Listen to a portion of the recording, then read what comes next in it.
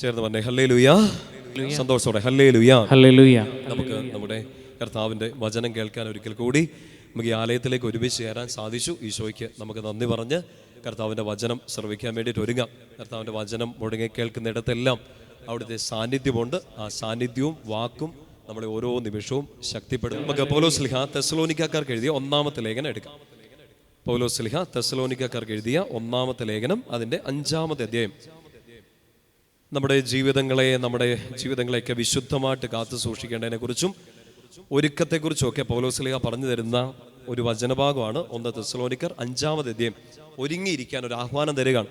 കള്ളൻ രാത്രിയിൽ അറിയാതെ വരുമെന്നൊക്കെ പറഞ്ഞ് പൗലോസ്ലീഹ നമ്മളെ പേടിപ്പിക്കുകയല്ല, നമ്മളെ ഒരുക്കുകയാണ്. നന്നായിട്ട് ഒരുങ്ങിയിരിക്കുക എന്നൊക്കെ പറയുന്ന ഒരു വചനഭാഗമാണ്. 5-ാമത്തെ അധ്യായത്തിൻ്റെ 8-ാമത്തെ വാക്യം നമ്മളൊന്ന് ഒരുമിച്ച് വായിച്ച് വചന ശുശ്രൂഷയിൽ കിടക്കുകയാണ്. 1 തെസ്സലോനിക്കർ 5:8 കിട്ടിയോ? ഒരുമിച്ച് വായിക്കാം. പകലിന്റെ മക്കളായ നമുക്ക് വിശ്വാസത്തിൻ്റെയും സ്നേഹത്തിൻ്റെയും കവചവും രക്ഷയുടെ പ്രത്യാശയാകുന്ന പടത്തൊപ്പിയും ധരിച്ച് സുബോധമുള്ളവരായിരിക്കാം. ശ്രദ്ധിച്ചൊരിക്കൽ കൂടി കേട്ടെ. പകലിന്റെ മക്കളായ നമുക്ക് വിശ്വാസത്തിൻ്റെയും സ്നേഹത്തിൻ്റെയും കവചവും രക്ഷയുടെ പ്രത്യാശയാകുന്ന പടത്തൊപ്പിയും ധരിച്ച് സുബോധമുള്ളവരാകാം. ഈ വചനം കേൾക്കുമ്പോൾ വേറെ ഏതെങ്കിലും ഒരു വചനം, പടത്തൊപ്പി, പരിച, സ്നേഹം, കവചം ഓർമ്മ വരുന്നുണ്ടോ? എഫേസ്യക്കാർക്ക് എഴുതിയ ലേഖനം 6-ാമത്തെ അധ്യായത്തിൽ 12 മുതലുള്ള വാക്യങ്ങൾ നമ്മൾ വായിക്കുന്നുണ്ട്. ദൈവത്തിന്റെ സകല ആയുധങ്ങളും ധരിക്കുക, ദുഷ്ടനെ ചെറുക്കാൻ, തിന്മയെ തോൽപ്പിച്ചോടിക്കാൻ വേണ്ടി ദൈവത്തിന്റെ സകല ആയുധങ്ങളും ധരിക്കുക. ഇവിടെ ഒരു 3 കാര്യങ്ങളാണ് പറഞ്ഞേക്കുന്നത്. ശ്രദ്ധയോടെ കേൾക്കണം. പകലിന്റെ മക്കളായ നമുക്ക്. പകലിന്റെ മക്കൾ എന്ന് വെച്ചാൽ എന്താ? ഇരുട്ടിന്റെ മക്കളുണ്ടോ? ബൈബിളിലെ ഒരു കൺസെപ്റ്റിൽ പകലിന്റെ മക്കൾ, ഇരുട്ടിന്റെ മക്കൾ ആരാണ്? ഇരുട്ടിന്റെ മക്കൾ എന്താ? തിന്മയിലേക്കൊക്കെ പോകുന്നു, പാപം ചെയ്തു പോകുന്നു, സാത്താനോ ഒരു കമ്പനിയൊക്കെ കൂടുന്നവരെയാണ് ഇരുട്ടിന്റെ മക്കൾ എന്ന് ജനറൽ ആയിട്ട് പറയുക. പകലിന്റെ മക്കളെ ആരായിരിക്കും? ആരാണ്? നമ്മളാണ് ഈശോയുടെ മക്കൾ, പ്രകാശത്തിന്റെ മക്കൾ. ശക്തിയോട് പറഞ്ഞേ ഹല്ലേലൂയ. ആ പകലിന്റെ മക്കൾ രക്ഷ നേടാനും തിന്മയെ ചെറുക്കാനും പിടിച്ചു നിൽക്കാനും വേണ്ടി ധരിക്കേണ്ട 3 ആയുധങ്ങളെ കുറിച്ച് പറയുകയാണ്. പകലിന്റെ മക്കളായ നമുക്ക് വിശ്വാസത്തിൻ്റെയും സ്നേഹത്തിൻ്റെയും കവചം.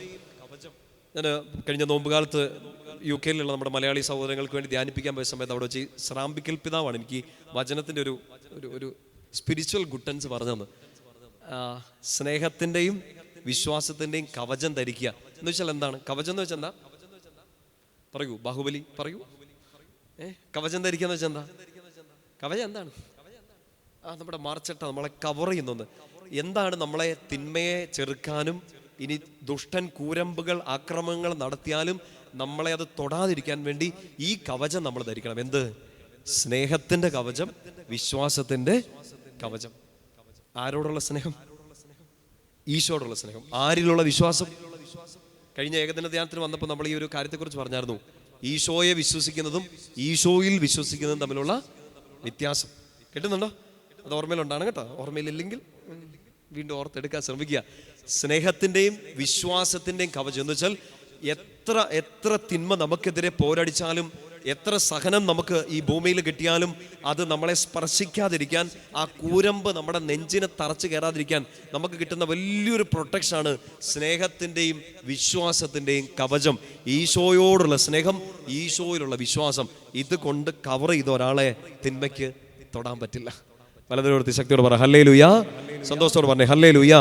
അടുത്ത ആയുധമാണ് രക്ഷയുടെ പ്രത്യാശയാകുന്ന പടത്തൊപ്പി. പടത്തൊപ്പി എവിടെയാണ് വെക്കുന്നത്? തൊപ്പി എവിടെയാണ് വെക്കണം? അങ്ങനെ ഞങ്ങൾ കയ്യിൽ പിടിച്ച് കറക്കുകയാണ് അച്ഛാ ആണോ? അല്ല, നമ്മളെ തലയിൽ വെക്കുകയാണ്. രക്ഷയുടെ പ്രത്യാശ എന്ന് വെച്ചാൽ നമ്മളെ ഏറ്റവും ഈ ലോകത്തിൽ എന്തൊക്കെ സഹനങ്ങളോ വേദനകളോ കുറവുകളോ പീഡനങ്ങളോ ഉണ്ടായാലും നമ്മുടെ തല നേരെ നിർത്തേണ്ടത്, തല അപകടം കൂടാതെ താണുപോകാതെ നാണം കെട്ടു പോകാതെ തല നേരെ നിർത്തേണ്ടത് ഈ ഒരൊറ്റ കാര്യമാണ്. രക്ഷയുടെ പ്രത്യാശയാകുന്ന പടത്തൊപ്പി. ഈ രോഗത്തിൽ നിന്നോ, ഈ സഹനത്തിൽ നിന്നോ, ഈ പാപത്തിൽ നിന്നോ, ഈ ആത്മനാശത്തിൽ നിന്നോ എന്നെ പിടിച്ചുയർത്താൻ എനിക്ക് രക്ഷ നൽകാൻ പറ്റുന്ന ഒരാളുണ്ട്. ആ ആളിൽ, ആ ദൈവത്തിൽ, ആ ഈശോയിൽ ഞാൻ പ്രത്യാശ വയ്ക്കുന്നു. പറഞ്ഞേ ഹല്ലേലൂയ. 3 വലിയ ഗുണങ്ങളെക്കുറിച്ച്, നന്മകളെക്കുറിച്ചാണ് അവിടെ പറഞ്ഞത്. വിശ്വാസം, സ്നേഹം, പ്രത്യാശ.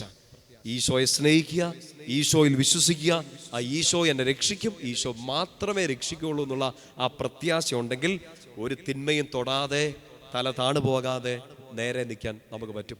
പലതും ശക്തിയോട് പറ ഹല്ലേലൂയ. ശക്തിയോട് പറഞ്ഞേ ഹല്ലേലൂയ. 10ാമത്തെ ഒരു വാക്യം നമുക്കുള്ളൊരു ആഹ്വാനമാണ് പൗലോസ് തരുന്നത്. ഉറക്കത്തിലും ഉണർവിലും നാം അവനോടൊത്ത് ജീവിക്കേണ്ടതിനാണ് അവൻ നമുക്ക് വേണ്ടി മരിച്ചത്. ഈശോ നമുക്ക് വേണ്ടി നമ്മുടെ പാപങ്ങൾക്ക് പരിഹാരമായിട്ട് മരിച്ചു, നമ്മുടെ ആത്മാവിൻ്റെ രക്ഷയ്ക്ക് വേണ്ടി മരിച്ചു എന്നൊക്കെയുള്ള നമ്മുടെ വേദപാഠം, നമ്മുടെ ടീച്ചിങ്സ് ഒക്കെ നമുക്ക് നന്നായിട്ട് അറിയാം. പൗലോസ് പറയുന്ന ഒരു കാര്യം ഇതാണ്: ഉറക്കത്തിലും ഉണർവിലും നാം അവനോടൊത്ത് ജീവിക്കേണ്ടതിന് അവൻ നമുക്ക് വേണ്ടി മരിച്ചു. ഈശോ നമുക്ക് വേണ്ടി മരിച്ചതിൻ്റെ ഒരു കാരണം പൗലോസ് പറയാണ് ഉറക്കത്തിലും ഉണർവിലും. എന്ന് വെച്ചാൽ എന്താ? ഉറക്കത്തിലും ഉണർവിലും ഈശോയോടൊപ്പം. സിമ്പിളായിട്ട് പറഞ്ഞാൽ 24 hours ഈശോയോടൊപ്പം. നമ്മൾ നമ്മുടെ സഹനങ്ങളിലും വേദനകളിലും ഒക്കെ ഈശോയോട് ഇങ്ങനെ പ്രാർത്ഥിക്കാറുണ്ട്, എൻ്റെ കൂടെ ഉണ്ടാവണേ എന്നൊക്കെ പ്രാർത്ഥിക്കാറുണ്ട്. ശരിയല്ലേ? പൗലോസ് തിരിച്ചു പറയാണ്, ഉറക്കത്തിലും ഉണർവിലും നമ്മൾ ആരുടെ കൂടെ? ഈശോയുടെ കൂടെ. വളരെ ശക്തിയോടെ പറഞ്ഞേ ഹല്ലേലൂയ. സന്തോഷത്തോടെ പറഞ്ഞേ ഹല്ലേലൂയ. ശക്തിയോടെ ഹല്ലേലൂയ. അപ്പം അതൊരു തീരുമാനമായിട്ട് എടുക്കണം. വളരെ ഉയർത്തി പറ, ഉറക്കത്തിലും, ഉറങ്ങിയിട്ടാണല്ലോ പറയുന്നത്, ഉറക്കത്തിലും ഉണർവിലും ഞാൻ ഈശോയോടുകൂടെ. ഇങ്ങനെ ഒരു പ്രോമിസ് കല്യാണത്തിന്റെ സമയത്തൊക്കെ എടുത്തായിരുന്നോ? കല്യാണം കഴിച്ചവരൊക്കെ അല്ലേ? ഉറക്കത്തിലും ഉണർവിലും എന്നല്ല, എന്താണ് എടുത്തേ? പറയൂ. ഞാൻ എടുത്തിട്ടില്ല. ഞാൻ എടുക്കാത്തൊരു പ്രോമിസ് അതാണ്. എടുക്കാൻ പാടില്ലാത്തതും എടുക്കുകയല്ലാത്തതുമായ ഒരു പ്രോമിസാണ്. സന്തോഷത്തിലും മണന്നു പോയല്ലേ? ചുമ്മാ അല്ല. എന്നിട്ട് ഇങ്ങോട്ട് വാ അച്ഛാ, കുടുംബകലകമാണ്, പ്രാർത്ഥിക്കണം എന്നൊക്കെ പറഞ്ഞിട്ടോ നിങ്ങൾ ഈ വാഗ്ദാനം ഓർക്കുന്നില്ല. എന്തൊക്കെയായിരുന്നു? സന്തോഷത്തിലും എന്തേലും ഒക്കെ ആവട്ടെ. നമ്മുടെ തീരുമാനം ഇതാണ്. കൂടെ ജീവിത പങ്കാളി ഇല്ലേലും, മക്കളില്ലേലും, മാതാപിതാക്കളില്ലേലും, ഉണർവിലും ഉറക്കത്തിലും ഞാൻ ആരുടെ കൂടെയാണ്? ഈശോയുടെ കൂടെ. This is A promise. പറഞ്ഞേ ഹല്ലേലൂയാ. ശക്തിയോട് പറഞ്ഞേ ഹല്ലേലൂയാ.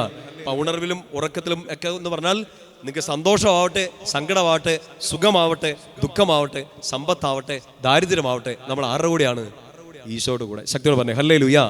പൗലോസ് കൊറിന്തോസുകാർക്ക് എഴുതിയ 2ാമത്തെ ലേഖനം എടുക്കാവോ? 2 കൊറിന്തോസ് അതിൻ്റെ 4ാമത്തെ അധ്യായം, 2 Corinthians chapter 4. പൗലോസ് കൊറിന്തോസുകാർക്ക് എഴുതിയ 2ാമത്തെ ലേഖനം അതിൻ്റെ 4ാമത്തെ അധ്യായം 16 മുതലുള്ള വാക്യങ്ങൾ. വലിയൊരു പ്രത്യാശയെക്കുറിച്ച് പൗലോസ് മറ്റൊരു വാക്യത്തിൽ പറഞ്ഞു തരികയാണ്. 4ാമത്തെ അധ്യായം 16 മുതലുള്ള വാക്യങ്ങൾ ഇങ്ങനെയാണ്. ബൈബിൾ ഫോളോ ചെയ്യുക. ഞങ്ങൾ ഭഗ്നാശരാകുന്നില്ല. ഞങ്ങളിലെ ബാഹ്യ മനുഷ്യൻ ക്ഷയിച്ചുകൊണ്ടിരിക്കുകയാണെങ്കിലും ആന്തരിക മനുഷ്യൻ അനുദിനം നവീകരിക്കപ്പെടുന്നു. ഞങ്ങളിലെ ബാഹ്യ മനുഷ്യൻ ക്ഷയിച്ചുകൊണ്ടിരിക്കുകയാണെങ്കിലും ആന്തരിക മനുഷ്യൻ ഓരോ ദിവസവും ശക്തിപ്പെട്ടുകൊണ്ടിരിക്കുകയാണ്. തൊട്ടടുത്ത വാക്ക് ഇങ്ങനെയാണ്: ഞങ്ങളുടെ ക്ലേശങ്ങൾ നിസ്സാരവും ക്ഷണികവുമാണ്, അവയുടെ ഫലമോ അനുപമമായ മഹത്വവും. നിങ്ങളിത് വിശ്വസിക്കുന്നുണ്ടോ? ഈ രോഗമോ പീഡനമോ പട്ടിണിയോ വാളോ ദുഃഖമോ, പൗലോസിന്റെ വാക്കുകൾ കടമെടുത്ത് പറയാണ്, എന്ത് തന്നെ വന്നാലും അതെല്ലാം ക്ഷണികമാണ്. പക്ഷേ നമുക്ക് കിട്ടാൻ പോകുന്ന മഹത്വം അതെല്ലാ കാലത്തേക്കുള്ളതാണ്. ഈശോയുടെ കൂടെ നിൽക്കുന്ന ഒരാൾക്ക് അത് ഫോrever. ശക്തിയോടെ പറഞ്ഞേ ഹല്ലേലൂയാ. ഞാൻ ഈ ദിവസങ്ങളിൽ ഇച്ചിരി ഒരു പാട്ടിങ്ങനെ ലൂപ്പിട്ട് കേട്ടോണ്ടിരിക്കുകയാണ്. പിന്നെ കേട്ടോണ്ടിരിക്കുന്ന ഒരു പാട്ടാണ്.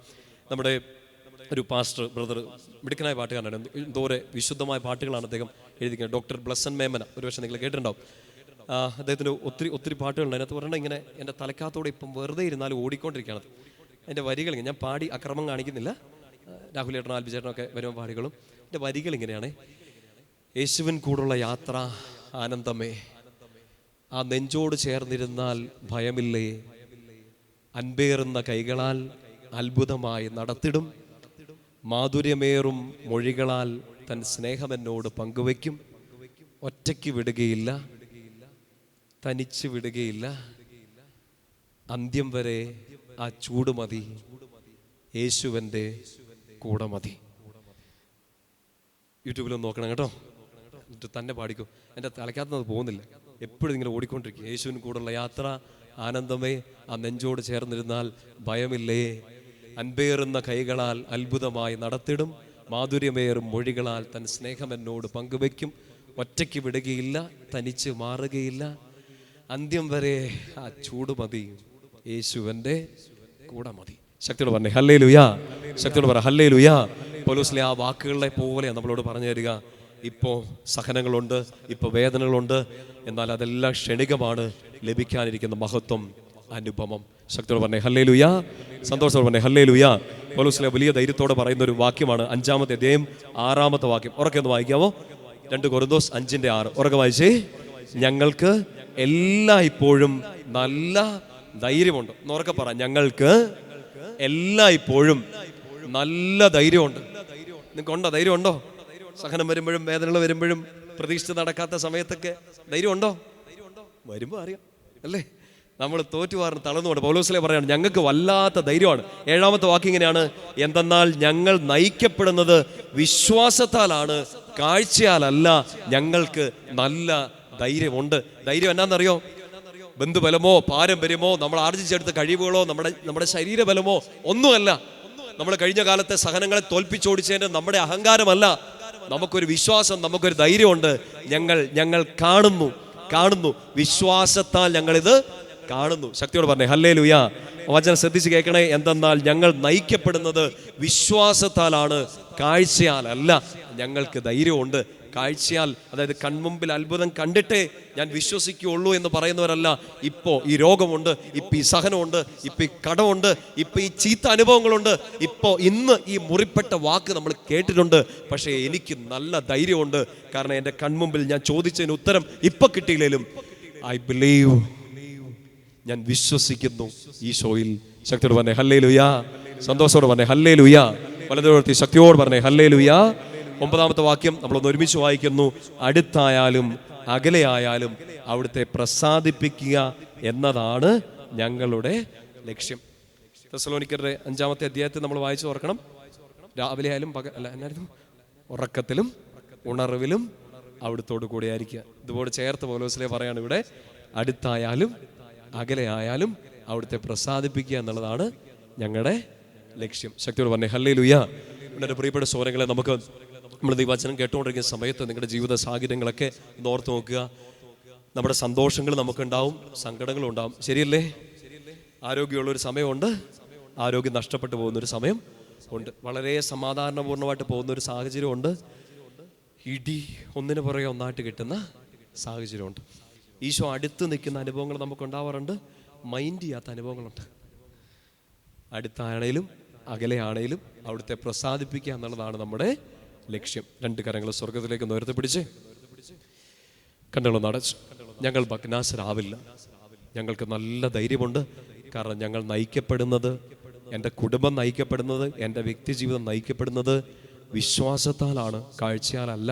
കൺമുമ്പിൽ അത്ഭുതങ്ങളൊന്നും കണ്ടില്ലേലും വിശ്വാസത്താലെ ഞാൻ കാണുന്നു. എനിക്ക് വേണ്ടി എൻ്റെ ദൈവം നിത്യമായത്, നഷ്ടപ്പെടാൻ പാടില്ലാത്തത്, ഒരിക്കലും നഷ്ടപ്പെടാത്ത പോകാത്ത ഒരു മഹത്വം എൻ്റെ കർത്താവ് എനിക്ക് വേണ്ടി ഒരുക്കിയിട്ടുണ്ട്. ശക്തമായിട്ട് വലിയൊരു വിശ്വാസത്തിൽ സ്തുതിക്കട്ടെ. ഹല്ലേലൂയ. ഈശോ ആരാധന ആരാധന ആരാധന ആരാധന ആരാധന ആരാധന ആരാധന. ഹല്ലേലൂയ ഹല്ലേലൂയ ഹല്ലേലൂയ ഹല്ലേലൂയ. ഈശോ ആരാധന ഈശോ ആരാധന ഈശോ ആരാധന ഈശോ ആരാധന ഈശോ ആരാധന. ഹല്ലേലൂയ ഹല്ലേലൂയ ഹല്ലേലൂയ ഹല്ലേലൂയ.